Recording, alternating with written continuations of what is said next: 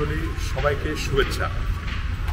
আজকে আমি একটু অন্য টাইপের একটা রেস্টুরেন্টে আপনাদেরকে নিয়ে যেতে যাচ্ছি। রেস্টুরেন্টটি একটা থিমেটিক রেস্টুরেন্ট। দর্শক, হামদান ওয়ার্ল্ডের পক্ষ থেকে আমরা কিন্তু প্রায়ই আপনাদেরকে বিভিন্ন ধরনের থিমেটিক রেস্টুরেন্টে নিয়ে যাই। আজকেও একটু ব্যতিক্রম একটি রেস্টুরেন্টে নিয়ে যাব। রেস্টুরেন্টটি সম্পূর্ণ একটু হলেও ব্যতিক্রম, কারণ সম্পূর্ণ ট্রেনের আদলে তৈরি।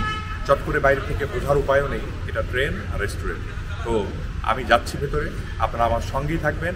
কেশরিয়া জাংশন রেস্টুরেন্ট, চলুন ঘুরে আসি।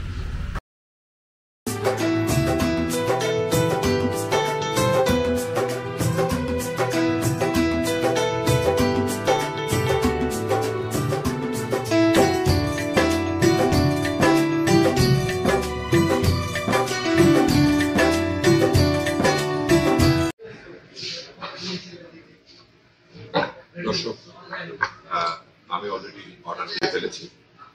দুটো মেনু কার্ড এখানে দেখতে পাচ্ছেন। একটা হচ্ছে পয়লা বৈশাখের জন্য স্পেশালি করা হয়েছে, সো এটা আসলে রেগুলার না। তারপর আমি এখান থেকে অর্ডার দিয়েছি। এটা হচ্ছে মেইন মেনু কার্ড। আমি পুরোটা পড়লাম। ওদের সিগনেচার ডিশ যেটাকে বলে, প্রত্যেকটা রেস্টুরেন্টের সিগনেচার ডিশ। এখানে সিগনেচার ডিশ বেশ কিছু আইটেম আছে। আমি অত ইয়েতে না গিয়ে খুব স্পেশালি ওদের যেটা খুব নাম করা আইটেম, তার মধ্যে রয়েছে ফিশ কালাপাতা তন্দুরি। এটা ওরা সাজেস্ট করলো আমাকে, এটা আমি অর্ডার দিয়েছি।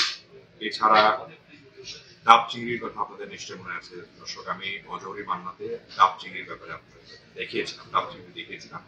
এখানেও আজকে আমরা আবারও একটু ডাব চিংড়ি টেস্ট করবো। সাথে মাটনের একটা আইটেম, রারা মাটন বলছে এখানে, সেটাও আমি অর্ডার দিয়েছি। দর্শক, আপনারা ভেতরের পরিবেশটা অলরেডি দেখেছেন, খুবই কোজি এবং বাইরে থেকে ট্রেনের সম্পূর্ণ আদর।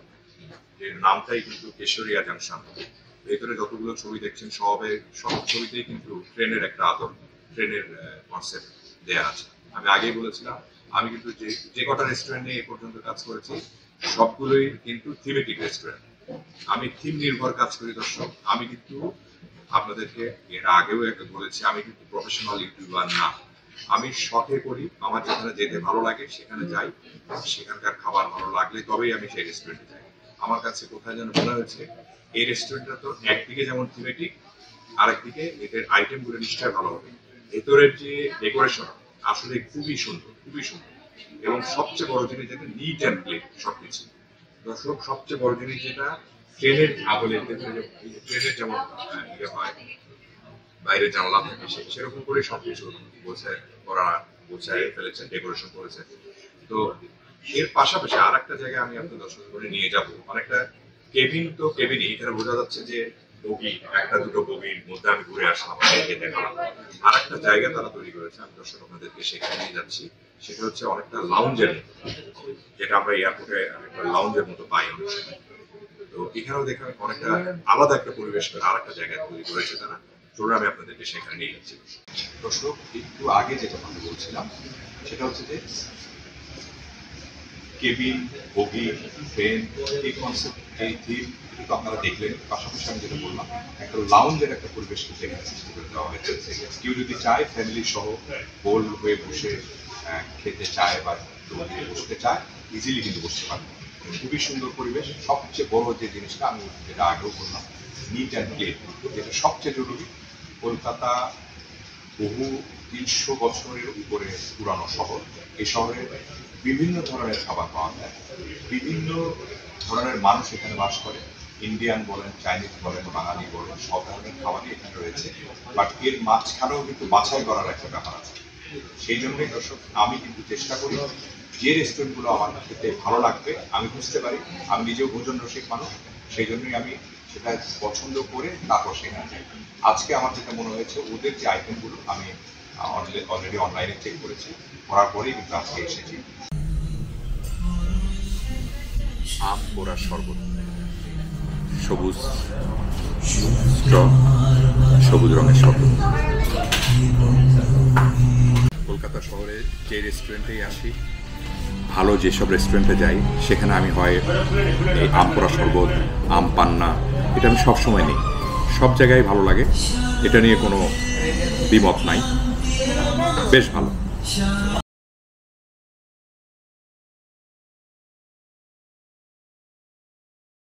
দর্শক, যে আইটেমগুলো আমি অর্ডার করেছিলাম সবই চলে এসেছে।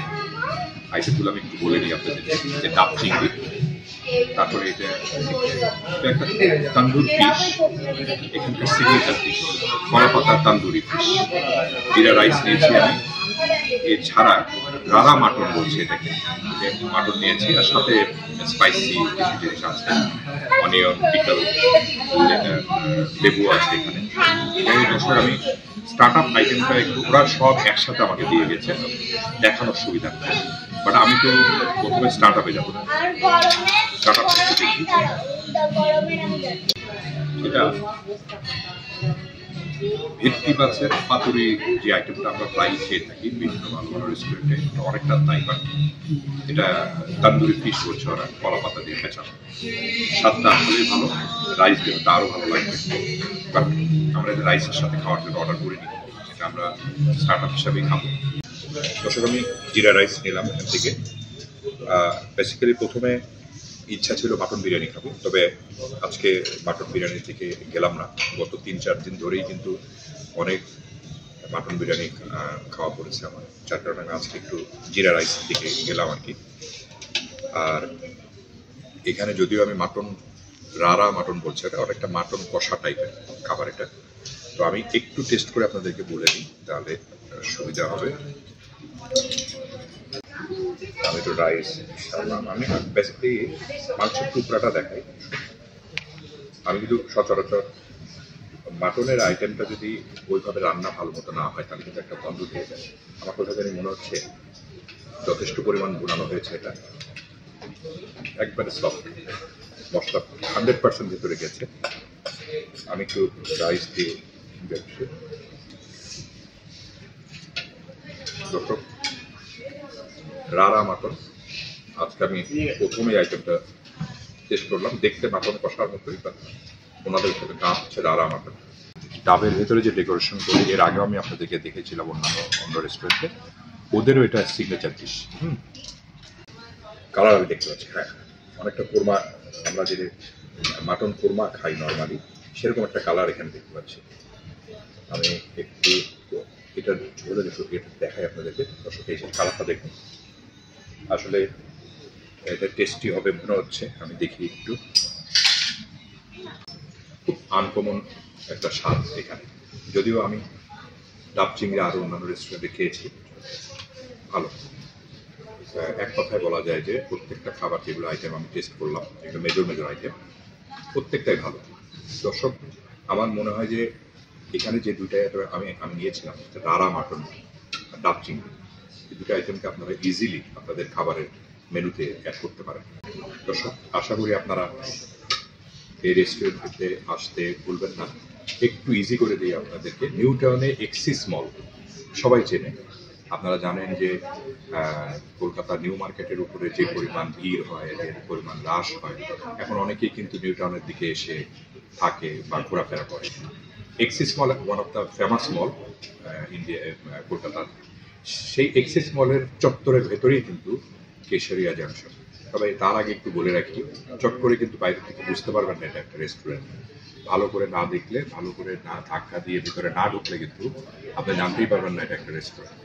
বাইরে থেকে মনে হচ্ছে ট্রেনের কোনো একটা বগি দাঁড় করানো আছে বা দুটো বগি দাঁড় করানো আছে। তো দর্শক, আমাদের সঙ্গেই থাকুক, আমি পরবর্তী স্টেপে যাই।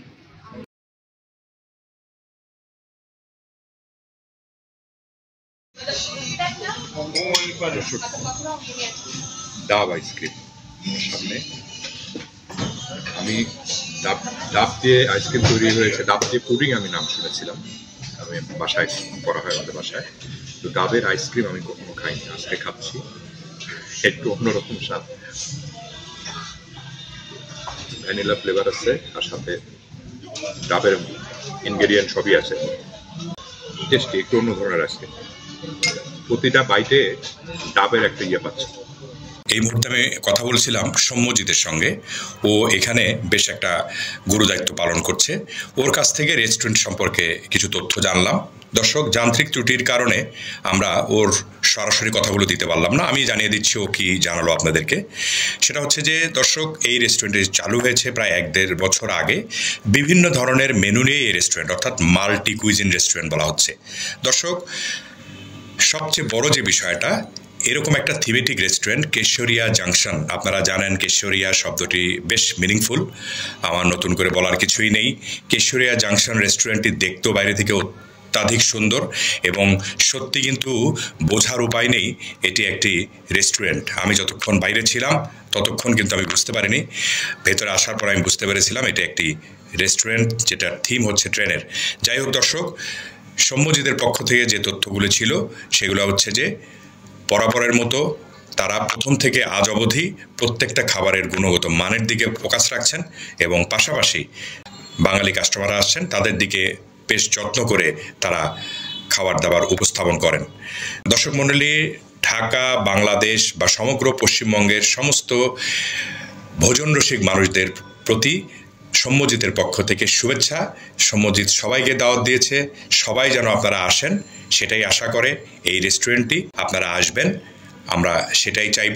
আমাদের ব্লগ যদি আপনাদের ভালো লেগে থাকে তবে লাইক কমেন্ট দিতে ভুলবেন না এবং আমাদের চ্যানেলে যদি আপনারা নতুন হয়ে থাকেন তবে আজই সাবস্ক্রাইব করে নেবেন। আমরা খুব শীঘ্রই আসছি নবাবী বিষয় নিয়ে, নবাবী সব খানাদানা নিয়ে।